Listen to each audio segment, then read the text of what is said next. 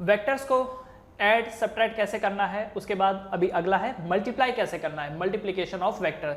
तो वेक्टर को मल्टीप्लाई करने के दो मेथोडोलॉजी होते हैं, एक है डॉट प्रोडक्ट और एक होता है क्रॉस प्रोडक्ट। तो देखिए दो तरीके से ये मल्टीप्लाई किया जाते हैं, एक डॉट के हिसाब से एंड एक क्रॉस के हिसाब से, डॉट एंड क्रॉस। सिंबल इस्तेमाल करते हैं डॉट के लिए ये वाला, सिंपली ये वाला सिंबल हो गया ये डॉट, एंड क्रॉस के लिए ये वाला, राइट। ये डॉट क्रॉस अब तक जब तक आपने वेक्टर नहीं पढ़ा था डॉट क्रॉस एक ही था। आपको याद होगा कई बार आप 2 × 3 ऐसा लिखते थे, कई बार आप 2.3 करके लिखते थे, याद होगा आप लोगों को, है ना। तो वहां पर कोई प्रॉब्लम नहीं है, क्योंकि देखो ये 2 जो है ये स्केलर फॉर्म में, 3 भी स्केलर फॉर्म में, 2 3 स्केलर फॉर्म में। लेकिन अगर ये वेक्टर फॉर्म में होता तब मल्टीप्लिकेशन बदल जाता है। तो डॉट के लिए अलग मल्टीप्लिकेशन एंड क्रॉस के लिए अलग मल्टीप्लिकेशन। कब कहां किसको अप्लाई करना है ये भी मैं आपको बताऊंगा। डॉट के हिसाब से जब आप मल्टीप्लाई करते हैं ना तो आपको सिर्फ मैग्नीट्यूड मिलता है, आपको सिर्फ मैग्नीट्यूड मिलता है। लेकिन जब आप क्रॉस के हिसाब से दो वेक्टर को मल्टीप्लाई करते हैं तो आपको मैग्नीट्यूड के साथ साथ डायरेक्शन भी मिलता है। तो magnitude plus direction, you get magnitude plus direction. Okay, dot में सिर्फ मैग्नीट्यूड एंड क्रॉस में मैग्नीट्यूड के साथ साथ डायरेक्शन। इसी वजह से ये जो डॉट प्रोडक्ट होता है इसको स्केलार प्रोडक्ट भी कहा जाता है, इसको स्केलार प्रोडक्ट भी कहा जाता है। तो कल के दिन क्वेश्चन आएगा, बोलेगा इन दो वेक्टर का आप स्केलार प्रोडक्ट निकालो, मतलब उनके बीच में आपको डॉट प्रोडक्ट लगाना है। और क्रॉस वाले को वेक्टर प्रोडक्ट भी कहा जाता है। क्यों? क्योंकि वेक्टर वो क्वांटिटीज होती हैं जिसमें मैग्नीट्यूड के साथ साथ डायरेक्शन भी होता है, तो इसीलिए यहां पर इनको वेक्टर प्रोडक्ट कहा जाता है। क्लियर है? अच्छा, ये मल्टीप्लाई कैसे होते हैं ये? तो डॉट प्रोडक्ट के हिसाब से जो फॉर्मूला बन के आता है वो ऐसा होता है, जैसे vector A dot vector B, तो इन दोनों को मल्टीप्लाई कर रहा हूं इसलिए मैं बीच में डॉट लगा रहा हूं। तो ये होगा magnitude of A magnitude of B into cos theta. तो यहां पर मैंने ए का मैग्नीट्यूड लिया, बी का मैग्नीट्यूड लिया और इन दोनों के बीच का एंगल लिया, कॉस थीटा लिया, राइट। जबकि क्रॉस प्रोडक्ट में क्या होता है, ये देखिए, ये A cross B is equal to magnitude of A magnitude of B into sine theta. लेकिन जब आप इसको एक्चुअली लगाने जाएंगे तो आपको मालूम पड़ेगा कि यहां पर डायरेक्शन भी मौजूद रहेगा। क्यों? क्योंकि वेक्टर प्रोडक्ट या क्रॉस प्रोडक्ट इसमें मैग्नीट्यूड के साथ साथ डायरेक्शन भी होता है। क्वेश्चंस करेंगे इसके ऊपर, आपको बहुत अच्छे से समझ में आएगा। और मैं आपको ये भी बताऊंगा कि क्यों यहाँ पर डॉट में कॉस थीटा आ रहा है और क्यों यहाँ पर साइन थीटा आ रहा है दूसरे वाले केस में, करेक्ट। तो ये कुछ चीजें हैं वेक्टर की मल्टीप्लिकेशन की, कि मल्टीप्लिकेशन दो तरीके से होता है, एक डॉट और एक क्रॉस। अब ये कैसे हुआ, क्या हुआ, ये मैं आपको बताता हूं। देखो, लेट्स से कि दो वेक्टर है हमारे पास, वेक्टर p एंड q। चलिए इसका भी देख लेते हैं हम लोग। दो वेक्टर है अपने पास, वेक्टर p एंड q। तो यहां पे लिखता हूं मैं, देयर आर टू वेक्टर, एक है वेक्टर p। तो p मान लेते हैं a1i plus b1j plus c1k है, c1k है। एंड दूसरा वेक्टर है q, a2i plus b2j plus c2k। तो ये दो वेक्टर है यहां पर। ओके, हमको क्या करना है, इनका मल्टीप्लिकेशन करना है। नाउ द थिंग इज, हमें नहीं पता हम डॉट करेंगे या क्रॉस करेंगे, हम जस्ट जनरल मल्टीप्लाई कर रहे हैं। तो कर लेते हैं जनरल मल्टीप्लाई। तो ये p है और इसको हम लोग q से मल्टीप्लाई कर देते हैं। अब मुझे नहीं पता डॉट लगाऊंगा या क्रॉस, इसलिए मैं ब्रैकेट वाला सिंबल लगा रहा हूं। आपको मालूम है ना, ब्रैकेट भी एक सिंबल होता है मल्टीप्लाई के लिए, जैसा आपने बचपन में पढ़ा होगा 2 × 3x + 4। तो इसका मतलब क्या होता है कि 2 पहले 3 के साथ मल्टीप्लाई होगा, 6x + 4 2 के साथ 8, है ना। तो ब्रैकेट भी एक सिंबल होता है मल्टीप्लाई के लिए। तो मुझे यहाँ पे डॉट या क्रॉस से कुछ मतलब नहीं था और मुझे पता भी नहीं था, तो इसलिए मैंने ब्रैकेट का इस्तेमाल कर दिया। ओके, ठीक है जी। अब क्या होगा ये, तो देखो जब ये दोनों आपस में मल्टीप्लाई होगा तो a1i plus b1j plus c1k into a2i plus b2j plus c2k। Okay, तो जब मल्टीप्लाई होता है तो क्या होता है, पहले ये देखिए, ये जो a1 है, a1i, वो एक हर एक से मल्टीप्लाई होगा, a2i के साथ, है ना, फिर b2j के साथ, c2k के साथ होगा, है ना, इन सब के साथ मल्टीप्लाई होगा, करेक्ट। तो चलो मैं लिख देता हूं यहां पर। तो ये जो मल्टीप्लिकेशन है ये इसमें बनेगा a1 a2 i इंटू आई। सही बात। देखो सुनो यहाँ पर ध्यान से, पहले ये जो a1 होगा a1i, ये a2i के साथ मल्टीप्लाई होगा तो ये क्वांटिटी आएगी, फिर ये b2j के साथ मल्टीप्लाई होगा, फिर c2j के साथ मल्टीप्लाई होगा, फिर अगला नंबर आएगा इसका b1j का, b1j पहले a2i के साथ मल्टीप्लाई होगा, फिर b2j के साथ, फिर c2k के साथ, है ना। उसी तरीके से फिर तीसरा वाला c1k का नंबर आएगा। तो ये सब तो आप जानते ही हैं, है ना। तो चलिए फिर बढ़ते हैं फिर आगे। तो ये बनेगा a1 a2i into I plus, अब ये देखो a1i मल्टीप्लाई होगा b2j के साथ, तो a1 b2 i into j, फिर उसके बाद a1i, सॉरी i पहले नहीं, इन डायरेक्शन को सबको बाद में लिखेंगे, ये होगा a1 c2 i into k, correct, ये बना।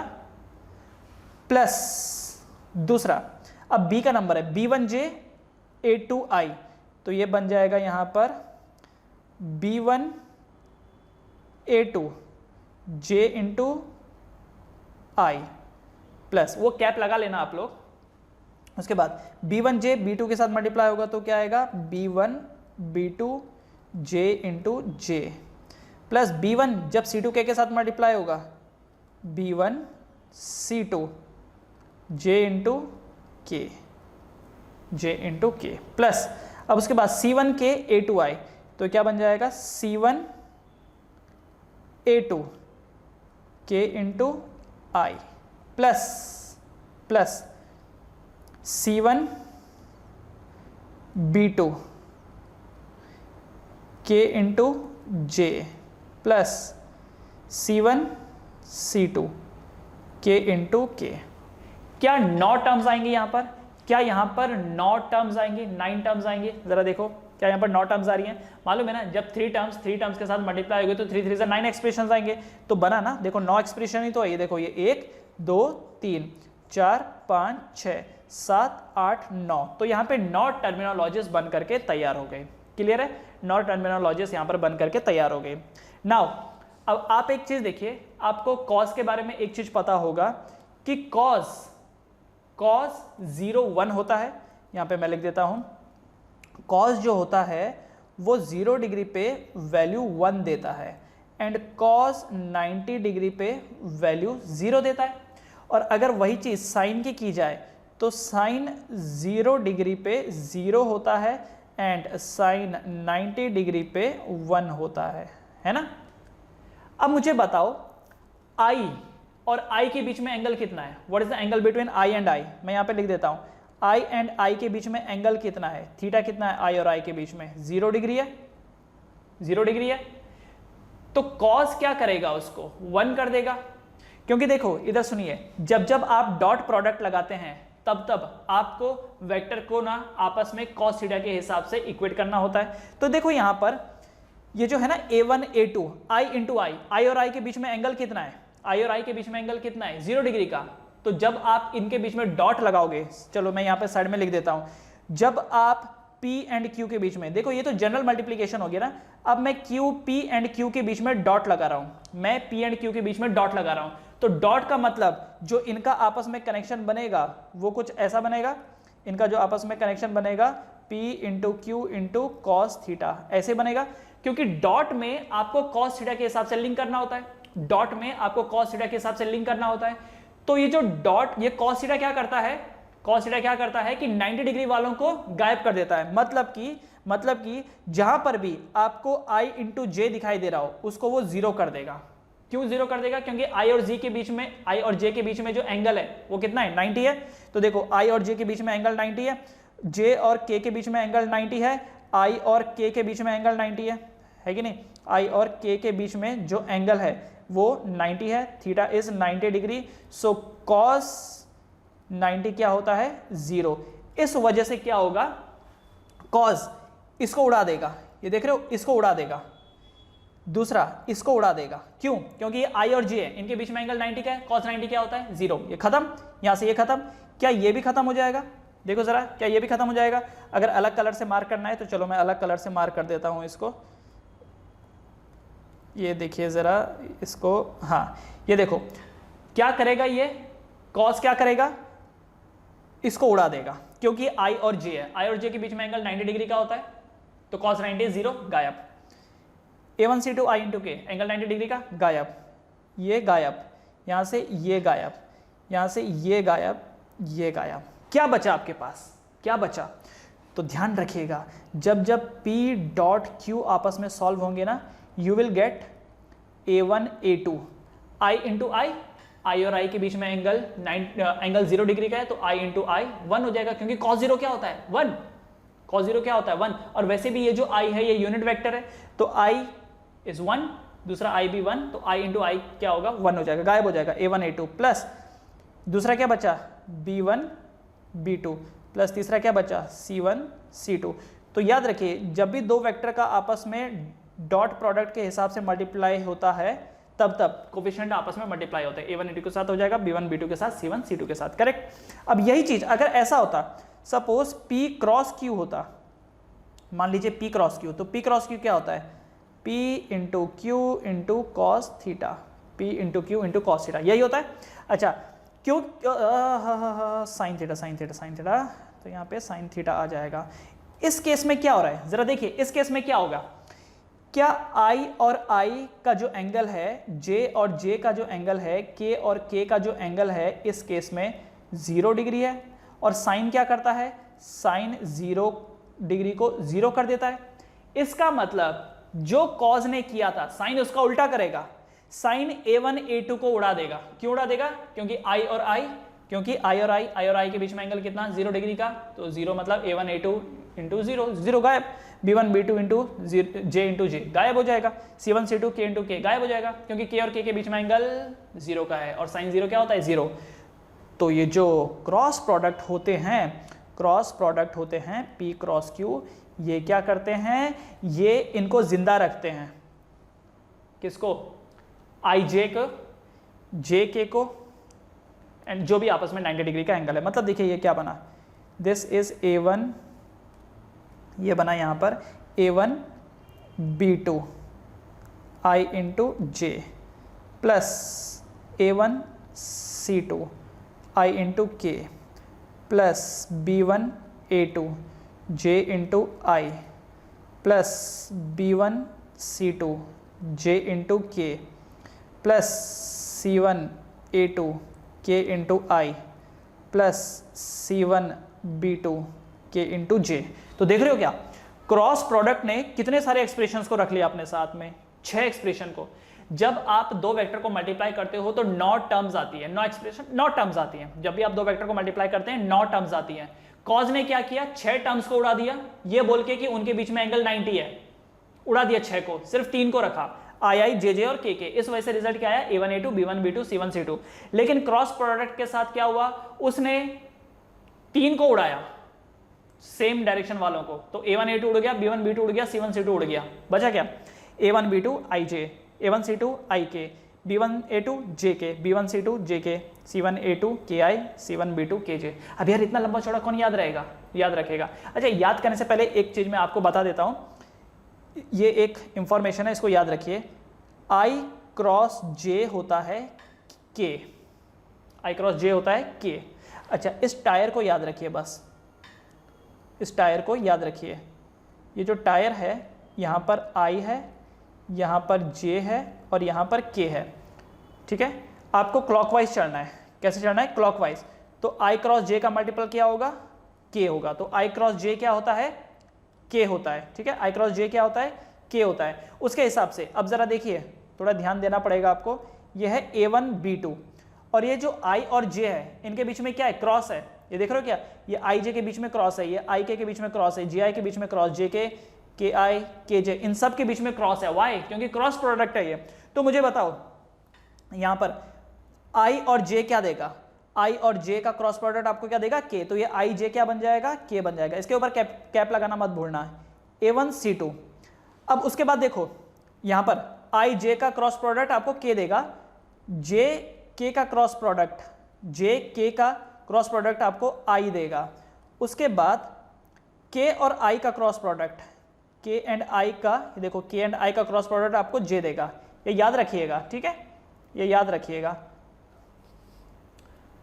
उल्टा हुआ तो, J और I हुआ तो तो j क्रॉस i अगर उल्टा गए एंटी क्लॉकवाइज तो ये माइनस k होगा। i क्रॉस k उल्टा जा रहे हो, i क्रॉस k तो ये माइनस j होगा। k cross j minus i होगा। ओके, अब ये देखिए A1C2 i क्रॉस k क्या होगा, तो i cross k minus j, तो ये बन गया minus j। B1A2 j cross i क्या होगा, minus k plus B1C2 j cross k क्या होगा, i plus C1A2 k cross i क्या होता है, k cross i minus j plus C1B2 k cross j क्या होगा, माइनस i, है ना, माइनस i। देख लिया, यहाँ पर एक चीज़ मैंने गलती से माइनस डाल दिया, k इंटू आई तो j होना चाहिए ना, ये this is not minus j, this is correct, this is plus j, ये जो है ये प्लस j रहेगा, इसे ठीक कर लीजिए। हाँ, तो ये क्वांटिटीज बन गई, ठीक है, this is the quantity, right, okay ji. अब आगे बढ़ते हैं, फिर इसको ना थोड़ा ठीक कर लेते हैं। ये देखिए, सब के वाली टर्म को एक साथ ले लेते हैं, आई वाले को, जे वाले को एक साथ ले लेते हैं, है ना, आई जे के सबको एक साथ। तो ये ज़रा नोट कीजिए, एक के है इसके पास और एक के इसके पास है, तो इनको एक साथ लिख लेंगे। दूसरा जे किस किस के पास है, इसके पास जे है एंड इसके पास जे है, इनको एक साथ लिख लेंगे। और बाकी जो ये बचा हुआ है, B1C2i एंड ये C1B2 माइनस i, इनको एक साथ ले लेंगे। तो क्या बनेगा ज़रा देखो, पहले i वाले को ले लेते हैं, this become B1C2 minus C1B2 और यहाँ पर क्या आ जाएगा, i आ जाएगा। देखो ये जो है ना C1B2, इसका माइनस i, माइनस आगे आ जाएगा, B1C2 माइनस C1B2। उसके बाद प्लस, अब j वाले को देखते हैं, तो j वाला होगा A1, ये देखिए एक सेकेंड, ये जो है ना एक ये हो गया और एक ये, तो ये बन जाएगा C1A2 माइनस A1C2, ये बन गया यहाँ पर j, प्लस तीसरा वाला k वाला, तो k वाला क्या होगा, A1B2 माइनस B1A2 k। तो this is the result of the cross product. तो ये जो P क्रॉस Q का जो रिजल्ट है वो ये है, this is the result of P cross Q। तो P क्रॉस Q का ये रिजल्ट है। तो डॉट प्रोडक्ट लगाना ज़्यादा इजी है या क्रॉस? डॉट लगाना ज़्यादा इजी है या क्रॉस? डॉट लगाना ज़्यादा इजी है, क्योंकि डॉट वाला सिर्फ मैग्नीट्यूड रखता है, A1A2 B1B2 C1C2। यहाँ पर देखो ना I J K भी मिल रहा है और ऊपर से देखो B1C2 minus C1B2, C1A2 minus A1C2, B1B2 minus B1A2, ये दिख रहा है, ये आप लोग को दिख रहा होगा ना। तो क्रॉस लगाना थोड़ा सा डिफिकल्ट है। अच्छा, कुछ याद आ रहा है क्या? कुछ याद आ रहा है क्या? P cross Q, B1C2 minus C1B2, कुछ याद आ रहा है? कुछ याद आ रहा है? Class 10th mathematics, linear equation in 2 variables, एक मेथड था क्रॉस प्रोडक्ट मेथड, कुछ याद आ रहा है? उसी के जैसा कुछ फील हो रहा है आप लोगों को? फील हो रहा है? यस, ये चीज़ आप पहले पढ़ चुके हो। लीनियर इक्वेशन को सॉल्व करने के एक तरीका आपने पढ़ा था यूजिंग क्रॉस मेथोडोलॉजी। ये ऑलमोस्ट वही है, ये वही है, ठीक है। चलो, ऑलमोस्ट मैं इसके लिए बोल रहा हूँ क्योंकि जो आपने लीनियर इक्वेशन इन 2 वेरिएबल में पढ़ा था वहाँ पर तो सिर्फ x एक्सेस और y एक्सेस दो ही थे ना, पर यहाँ पर तो हम लोग z एक्सेस की भी बात कर रहे होते हैं। तो इसमें एक और एक्सेस उड़ गया, मतलब जुड़ गया है, इस वजह से ऐसा है। क्या आप इतना लंबा चौड़ा याद रखेंगे, बताइए मुझे। देखो P डॉट Q तो आसान है, A1A2 plus B1B2 plus C1C2। P cross Q आप याद रखेंगे क्या? B1C2 minus C1B2 I plus C1A2 minus A1C2 J plus A1B2 minus B1A2 K। क्या आप याद रखेंगे भाई? अगर याद रख सकते तो रखिए, और अगर याद नहीं रख सकते तो मैं आपको इसको याद रखने का एक तरीका बताता हूँ, और तरीका ये है, मेक डिटर्मिनेंट। क्या करेंगे आप इसका डिटर्मिनेंट बनाएंगे। डिटर्मिनेंट मतलब क्या हो गया? ये देखो, ये जो है ना, ये P क्रॉस Q, यहाँ पर एक ऐसा करके 2 लाइनें खींचिए, ऊपर लिखिए I J K, करेक्ट, ऊपर लिखिए I J K। यहाँ पर P के कोफिशिएंट लिखिए। P के कोफिशिएंट क्या थे? A1 B1 C1। उसके बाद Q के लिखिए A2 B2 C2, करेक्ट। देखो, अगर आप ये याद नहीं रखना चाहते तो आप ये मेथोडोलॉजी फॉलो कीजिए, डिटर्मिनेंट वाला, P क्रॉस Q। आई जे के A1 B1 C1 A2 B2 C2, correct. अच्छा, अब इसको सॉल्व कैसे करते हैं, इस डिटरमिनेंट को सॉल्व कैसे करते हैं, सुनिए, ध्यान से सुनिए। जब आप इस आई को कंसिडर करेंगे, जब आप इस आई को कंसिडर करेंगे तो पूरा रो नहीं देखेंगे, पूरा कॉलम नहीं देखेंगे। जब आप इस आई को कंसिडर करेंगे पूरा रो नहीं देखेंगे, पूरा कॉलम नहीं देखेंगे, किसी को नहीं देखेंगे, तो क्या बचेगा, क्या बचेगा यहाँ पर, तो बचेगा यहाँ पे B1 C1 B2 C2। अब इनको क्रॉस मल्टीप्लाई आपस में, इनको आपस में क्रॉस मल्टीप्लाई, तो ये देखो ये क्या बनेगा, जो बचे हैं ना उनका क्रॉस मल्टीप्लाई, तो ये होगा I into B1 C2 minus B2 C1। I लिया B1 C2 minus B2 C1, ये हुआ। उसके बाद अब आप इस J को कंसिडर कीजिए, अब आपको इस J को कंसिडर करना है, तो जब J लेंगे तो पूरा रो नहीं, पूरा कॉलम नहीं। जब आप इस J को कंसिडर करेंगे तो पूरा रो नहीं, पूरा कॉलम नहीं, तो माइनस J लिखिएगा। I के आगे यहाँ पर प्लस लगेगा तो J के आगे माइनस लगेगा, K के आगे वापस प्लस, तो इसलिए I के आगे प्लस है तो J के आगे माइनस है, तो माइनस J, पूरा रो नहीं पूरा कॉलम नहीं, तो चार चीजें बची, A1 C1 A2 C2, cross multiply, A1 C2 minus A2 C1 हुआ। फिर वापस K के लिए क्या करना है, प्लस का साइन डाल देना है। अब इसको भूल जाओ। तो अब देखो इसके लिए क्या होगा, अब पूरा रो नहीं पूरा कॉलम नहीं, तो क्या बना, ये बना K A1 B2 minus A2 B1, सही है। अच्छा, इसको थोड़ा सा रीअरेंज करें हम लोग, तो देखो B1 C2 minus B2 C1, I minus को अंदर ले लो, अगर आप माइनस को अंदर ले लोगे तो ये माइनस माइनस प्लस हो जाएगा, मतलब A2 C1 आगे आ जाएगा एंड ये A1 C2 बाद में आ जाएगा और यहाँ पर J आ जाएगा, plus K times A1 B2 minus A2 B1। ये देखिए ये जो K है इस K को भी आप पीछे ले लो, ये लो इस K को भी पीछे ले लो। अब ज़रा मैच करो, क्या ये चीज़ एंड यहाँ से जो ये निकल के आई थी, क्या ये दोनों चीज़ें सेम है, क्या ये दोनों चीज़ें सेम है। तो आपकी चॉइस है भाई, अगर आप लंबा चौड़ा याद रखने के फिराक में हैं तो आप ये याद रख सकते हैं, ये जो है this one you can learn this. लेकिन अगर आप नहीं चाहते हैं इतना लंबा याद रखने के लिए तो ये डिटर्मिनेंट मेथोडोलॉजी का इस्तेमाल कीजिए, इस डिटर्मिनेंट मेथोडोलॉजी का इस्तेमाल कीजिए, आपको याद रखने की ज़रूरत नहीं पड़ेगी, याद रखने की ज़रूरत नहीं पड़ेगी। एक और चीज़ है, एक और चीज़ मैं आपको यहाँ पर बताना चाहता हूँ, मल्टीप्लाई करने के दो तरीके, डॉट एंड क्रॉस। ये जो क्रॉस मेथोडोलॉजी कब लगेगा और डॉट कब लगेगा, ये भी तो एक ध्यान रखने वाली बात है। तो ध्यान रखिएगा, जब जब दो ऐसे वेक्टर्स हैं जो मल्टीप्लाई हो रहे हैं एंड जो रिजल्ट आ रहा है वो एक स्केलर क्वांटिटी है, तब तब डॉट लगता है। दो वेक्टर आपस में मल्टीप्लाई हो रहे हैं एंड उनके मल्टीप्लिकेशन से जो थर्ड क्वांटिटी निकल के आ रही है, अगर वो एक स्केलर क्वांटिटी है तो डॉट लगेगा, और अगर दो वेक्टर के मल्टीप्लिकेशन से जो रिजल्ट आ रहा है वो एक वेक्टर क्वांटिटी, तो वेक्टर प्रोडक्ट लगेगा। अब जैसे एग्जांपल के लिए work done is scalar quantity, आप जानते हैं। एग्जाम्पल, चलो मैं यहाँ पे साइड में लिख देता हूँ, एग्जाम्पल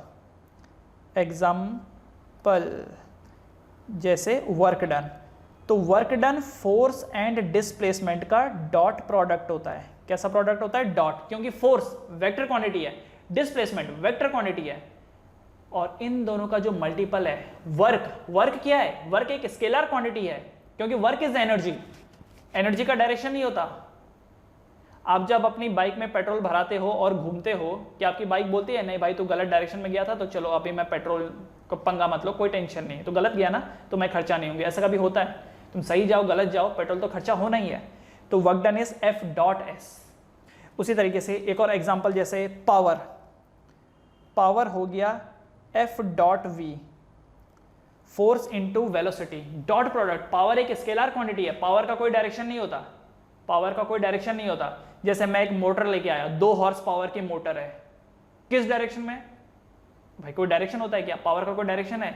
ये जो इंजन है, रेलवे का इंजन, ये 6000 हॉर्स पावर का है, किस डायरेक्शन में भाई? किस डायरेक्शन मतलब क्या होता है? पावर है उसका 6000। तो पावर जो है वो एक स्केलर क्वांटिटी है, इसलिए फोर्स एंड वेलोसिटी में डॉट प्रोडक्ट लगेगा। उसी तरीके से जैसे एक फ्लक्स हो गया, फ्लक्स हो गया जैसे E.A। अच्छा, इलेक्ट्रिक फील्ड, E का मतलब यहाँ पर इलेक्ट्रिक फील्ड हो गया, A का मतलब एरिया हो गया। तो इलेक्ट्रिक फील्ड पढ़ोगे आगे चल करके, electric field is a vector quantity, area is a vector quantity, area is a vector quantity, and जो ये फ्लक्स निकल के आता है, फ्लक्स की स्केलर क्वांटिटी है, इस वजह से यहाँ पर डॉट लगेगा। करेक्ट। अब क्रॉस का जैसे देखते हैं, क्रॉस दो क्वांटिटीज, दो वेक्टर क्वांटिटीज, अगर उनका मल्टीप्लाई होने के बाद रिजल्ट भी वेक्टर ही है तो उसमें लगता है फिर क्रॉस प्रोडक्ट। जैसे एग्जांपल के लिए टॉर्क, टॉर्क होता है R क्रॉस F। टॉर्क क्या होता है? R cross F। R एक वेक्टर क्वांटिटी है, F भी एक वेक्टर क्वांटिटी है, एंड जो टॉर्क है, टॉर्क भी एक वेक्टर क्वांटिटी है, इसलिए R और F में क्या लग रहा है? क्रॉस लग रहा है। ठीक है। जैसे एंगुलर मोमेंटम, एंगुलर मोमेंटम एक वेक्टर क्वांटिटी है, और एंगुलर मोमेंटम कैसे आता है? एंगुलर मोमेंटम आता है मोमेंटम एंड R के मल्टीप्लाई से। ठीक है। Cp is the momentum and R जो है R डिस्टेंस। तो R क्रॉस मतलब R radius, actually radius cross P, क्योंकि P जो है मोमेंटम वो एक वेक्टर क्वांटिटी है, R भी एक वेक्टर क्वांटिटी है, एंड ये जो L निकल के आ रहा है ये भी एक वेक्टर क्वांटिटी है, तो इसलिए यहाँ पर लगेगा क्रॉस। उसी तरीके से V equal to omega R। अभी ये आने वाला टॉपिक इसी के ऊपर बेस्ड है, मोशन इन 2D में आप ये पढ़ोगे। ओमेगा एंगुलर वेलोसिटी है। एक टायर होता है, टायर की एंगुलर वेलोसिटी कितनी है? जो हम बोलते हैं ना कि ये पंखा 1500 आरपीएम का है, ये मिक्सर 10,000 आरपीएम की है, तो आरपीएम क्या है? वो उसकी एंगुलर वेलोसिटी ही है। एंगुलर वेलोसिटी एक वेक्टर क्वांटिटी है, आर एक वेक्टर क्वांटिटी है, और जो रिजल्ट आ रहा है वो भी एक वेक्टर क्वांटिटी है। वी का मतलब वेलोसिटी, वी का मतलब क्या हो गया? वेलोसिटी, ये भी एक वेक्टर क्वांटिटी है। तो इनके बीच में क्या लगेगा? क्रॉस प्रोडक्ट लगेगा। तो याद रखिए, दो वेक्टर के बीच में डॉट तभी लगेगा जब रिजल्टेंट एक स्केलर क्वांटिटी हो, और क्रॉस तब लगेगा जब रिजल्टेंट एक वेक्टर क्वांटिटी हो। राइट। अब या तो आप चीजों को याद कर लीजिए, है ना, जैसे क्रॉस लगेगा या डॉट लगेगा, या तो याद कर लीजिए, और नहीं तो दूसरा ऑप्शन क्या है? एक्सपेरिमेंटेशन का, तो वो क्यों ही करेंगे, तो बेटर यही है कि याद ही कर लीजिए। डॉट लगेगा या क्रॉस लगेगा ये हम ऐसे नहीं बता पाएंगे, we have to see it. हमको देखना पड़ेगा कि जो गिवन इनपुट है और जो आउटपुट है उसका नेचर कैसा है। हमारे पास रैंडमली कोई फॉर्मूला पड़ा है और हमको बोल दिया कि बताओ डॉट लगेगा क्रॉस लगेगा, तो हम लोग उतना इजीली उसको बता नहीं पाएंगे। वी हैव टू एनालाइज कि इनका नेचर क्या है, इनपुट का और आउटपुट का नेचर क्या है, तब हम बता पाएंगे उसको। ठीक है। वन मोर थिंग, ये जो आप बोलते हैं ना क्रॉस प्रोडक्ट, एरिया क्या है? What is area? Area is a vector quantity. Area क्या है? एक वेक्टर क्वांटिटी है। तो अगर मान लीजिए जैसे ये मेरे पास मेरा फ़ोन है, लेट्स से ये फ़ोन है मेरा, so this is the length, ये देखिए ये यहाँ पर फ़ोन है, ये यहाँ पर लेंथ हो गई और ये ब्रेड्थ हो गई। तो अगर मुझे इसका एरिया निकालना हो तो मैं क्या लगाऊंगा? लेंथ और ब्रेड्थ में क्या लगाऊंगा मैं? Cross product. Cross product. तो याद रखिए, अगर आपको एरिया निकालना हो you have to apply cross product, क्योंकि एरिया एक वेक्टर क्वांटिटी है। Area is a vector quantity, इसलिए मुझे यहाँ पर लगाना होगा क्रॉस प्रोडक्ट। तो एक बार फिर मैं बता देता हूं कंक्लूजन जो हमने यहां पर पढ़ा। दो वेक्टर को जब हम आपस में ऐड करते हैं तो टोटल 9 एलिमेंट बन के आते हैं, 9 एलिमेंट बन के आते हैं। डॉट प्रोडक्ट क्या करता है? सबको कॉस थीटा के हिसाब से एनालाइज करता है, इसीलिए a1 a2 को बचा लेता है, b1 b2 को बचा लेता है, और c1 c2 को बचा लेता है, बाकियों को डिस्ट्रॉय कर देता है, क्योंकि बाकियों के बीच में एंगल 90 डिग्री का है और कॉस को 90 पसंद नहीं है। वाई? Because cos 90 is 0। तो 6 खत्म, 3 जिंदा रह गए।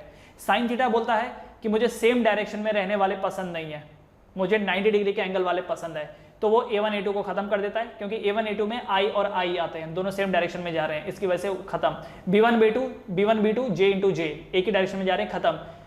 उसके बाद c1 c2 k इंटू के एक ही डायरेक्शन में जा रहे हैं, खत्म। तो 9 में से 3 क्वांटिटीज खत्म, तो बाकी बचती हैं 6 क्वांटिटीज। तो डॉट में सिर्फ 3 ही टर्म्स बचती हैं, जबकि क्रॉस में 9 टर्म्स बचती हैं, सॉरी 6 टर्म्स बचती हैं, क्रॉस में 6 टर्म्स बचती हैं। अब या तो आप इन 6 टर्म्स को याद कर लीजिए, इन 6 टर्म्स को या तो याद कर लीजिए, या तो ये जो डिटरमिनेंट वाला मेथोडोलॉजी मैंने बताया है, इस मेथोडोलॉजी से आप इसको सॉल्व कीजिए। करवाऊंगा मैं इसके ऊपर क्वेश्चंस करवाऊंगा, ठीक है, तो और क्लियर हो जाएगा ये। उसके बाद क्रॉस में ऐसा नहीं कि मल्टीप्लाई करते ही आंसर आ गया, उसके बाद आपको आई क्रॉस जे को के लिखना होता है, आई क्रॉस के को जे लिखना होता है, जे क्रॉस आई को फिर आपको जैसे मैंने ये सर्कल बताया इसी सर्कल के हिसाब से आप काम करेंगे। तो अगर आप क्लॉकवाइज मूव कर रहे हैं तो 2 क्वांटिटी का रिजल्ट तीसरा क्वांटिटी देगा, लेकिन पॉजिटिव देगा अगर क्लॉकवाइज मूव कर रहे हैं। और वही अगर एंटी क्लॉकवाइज आप जा रहे हैं, एंटी क्लॉकवाइज, तो एंटी क्लॉकवाइज में क्या होगा? उल्टा हो जाएगा। जैसे आई क्रॉस के क्या होगा? माइनस जे, के क्रॉस जे क्या होगा? माइनस आई, जे क्रॉस आई क्या होगा? माइनस के। So this was the end of the topic. Knowledge होना अलग है एंड एग्जामिनेशन के लिए प्रिपेयर करना अलग। तो अगर आप किसी भी टॉपिक की और डिटेल जानकारी चाहते हैं या फिर एग्जामिनेशन पॉइंट ऑफ व्यू से प्रिपेयर करना चाहते हैं फॉर बोर्ड एंड एंट्रेंस, तो डाउनलोड कीजिए पुरशोरा class app from the play store या फिर उसका लिंक डिस्क्रिप्शन बॉक्स में दिया है। यहाँ पे आपको ढेर सारे conceptual questions, numerical questions and previous year में आए क्वेश्चंस के वीडियो सॉल्यूशन मिलेंगे, वो भी बहुत ही नॉमिनल प्राइस में। And finally please like, share and subscribe the channel for more new notification.